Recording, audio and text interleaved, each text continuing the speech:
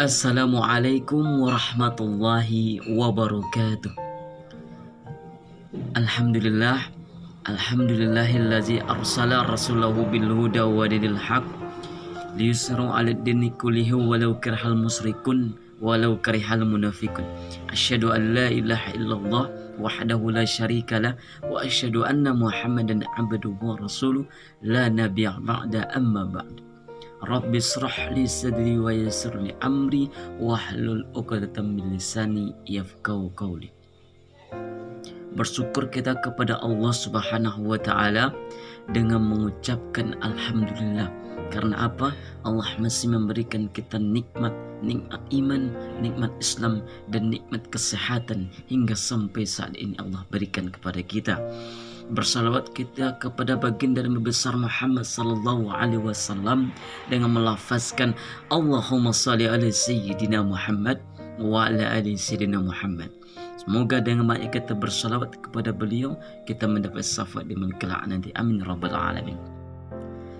Baik, saya ingin memperkenalkan diri terlebih dahulu, yakninya saya Muhammad Hasim, mahasiswa Universitas Islam Kuantan Sengingi, Fakultas Tarbiyah dan Keguruan, Prodi Pendidikan Agama Islam, semester 2, dengan nomor pokok mahasiswa 220307055.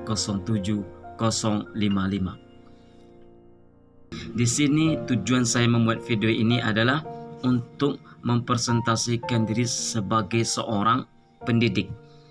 Saya mempunyai guru atau dosen pengampu, yaitunya Ibu Sofiatun Nahwiyah SPDI MA dengan mata kuliah Ilmu Pendidikan Islam.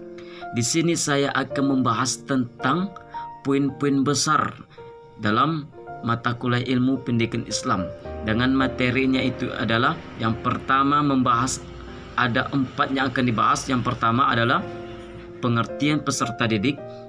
Yang kedua, kriteria peserta didik. Yang ketiga, kebutuhan peserta didik. Dan yang keempat adalah dimensi peserta didik. Kita bahas yang pertama, pengertian peserta didik. Pengertian peserta didik. Peserta didik merupakan salah satu komponen pendidikan dalam Islam. Artinya apa? Peserta didik ini adalah anggota masyarakat yang berusaha untuk mengembangkan potensi dirinya melalui proses pembelajaran pada jalur pembelajaran tertentu, pada jalur pendidikan tertentu, baik itu pendidikan formal maupun non-formal, dan pada jenjang pendidikan dan jenis pendidikan tertentu, sehingga menjadi atau merubah manusia itu untuk manusia yang berkualitas sesuai dengan tujuan pendidikan nasional tentunya. Itu pengertian peserta didik. Kita lanjut kepada poin yang kedua, yaitunya kriteria peserta didik. Ada 5 dikategorikan yang akan dijelaskan. Yang pertama adalah bukan miniatur orang dewasa. Maksudnya adalah kita istilahkan kepada guru. Seorang guru itu harus mengarahkan mana yang baik dan mana yang buruk. Bukan terlalu mengekang gitu. Intinya jangan memperbudak peserta didik. Itu bukan miniatur orang dewasa. Yang kedua adalah memiliki periodisasi perkembangan dan pertumbuhan. Artinya apa? Sejalannya waktu dan pertumbuhan itu dan perkembangan secara bersamaan. Dan yang ketiga adalah makhluk Allah. Makhluk Allah di sini ialah tertuju kepada manusia. Manusia itu sendiri yang telah Allah berikan akal dan pikiran. Yang keempat, jasmani dan rohani. Artinya ialah memiliki kesehatan fisik jasmani dan kesehatan kerohanian yang bagus tentunya. Yang kelima adalah berpotensi.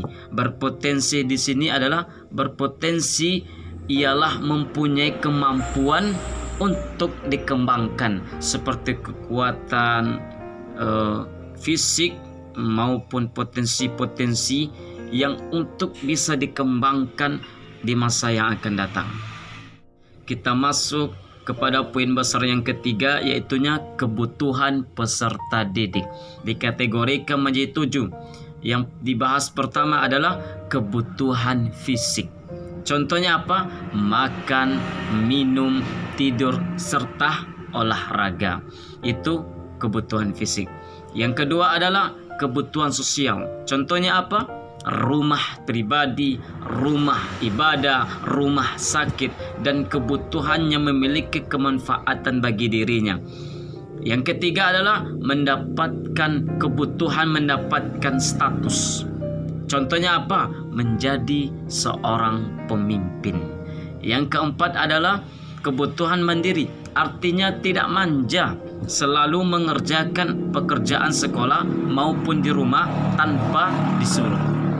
Yang kelima adalah kebutuhan untuk berprestasi, yaitunya usaha untuk mencapai kesuksesan.